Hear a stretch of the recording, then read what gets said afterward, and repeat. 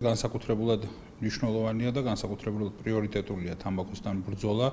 ჩვენი სამინისტროსთვის ეს არის ერთ-ერთი პრიორიტეტული მიმართულება და საქართველოს მთავრობას აქვს რიგი ღონისძიებებისა, როგორც ადრე განხორციელებული მიღწეული წარმატებების სახით, ისე სამომავლოდ დაგეგმილი აქტივობების სახით, რომელსაც რეალურად შეუძლია რომ ძალიან მნიშვნელოვანი სიახლეები მოიტანოს სამმართველობით, გაცილებით ეფექტიანი გახადოს სახელმწიფოს ბრძოლა თამბაქოს წინააღმდეგ და მათ შორის სწორედ აი ამ აქტივობების ფარგლებში ჩვენს მიერ შეჯამებული იქნა ერთის მხრივ გასული პერიოდის საქმიანობა, მათ შორის მნიშვნელოვანი ეს ერთგვაროვანი შეფუთვის შემოსვლა ქვეყანაში და სამომავლოდ განსახორციელებელი აქტივობები. ვფიქრობ, რომ ამ დრომდეც წარმატებული იყო ამ მიმართულებით საქართველოს ხელისუფლების საქმიანობა და მომავალშიც ის იქნება არანაკლებ წარმატებული, არანაკლებ ორიენტირებული შედეგზე.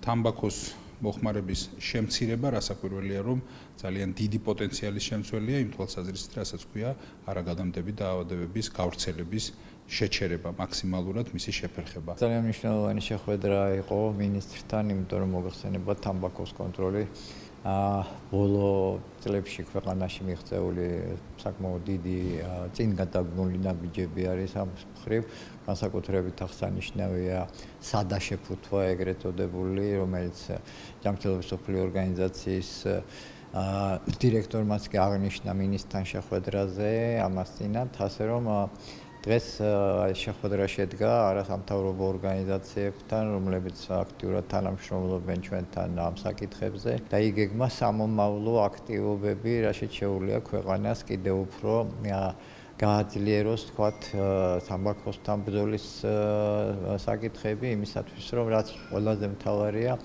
ჩვენი ახალგაზრდა თაობა იყოს დაცული თამბაქოს მავნე გავლენისაგან. სადაშეფუთვასთან დაკავშირებით ეხლახან იქნა ნორმა შესული ძალაში ჩატარებულმა კვლევებმა, როგორც ევროპაში, ასევე ავსტრალიაში, აჩვენა, რომ დაახლოებით ბავშვების 3% არ დაიწყებს მოწევას და რაც შეეხება უკვე მწეველებს, აქ დაახლოებით 1%-მდეა ეფექტი, რომ ამ სადაშეფუთვის შედეგად შეიძლება შეამციროს ან საერთოდ დაანებოს თავი. ეს რომ გავითვალოთ რაოდენობრივად, ეს დაახლოებით 100,000 ადამიანზე ვსაუბრობთ მწეველებს შორის, ხოლო ბავშვებში ვსაუბრობთ 300,000 ბავშვი არ დაიწყებს მოწევას. ეს საკმაოდ დიდი ციფრია საქართველოსთვის.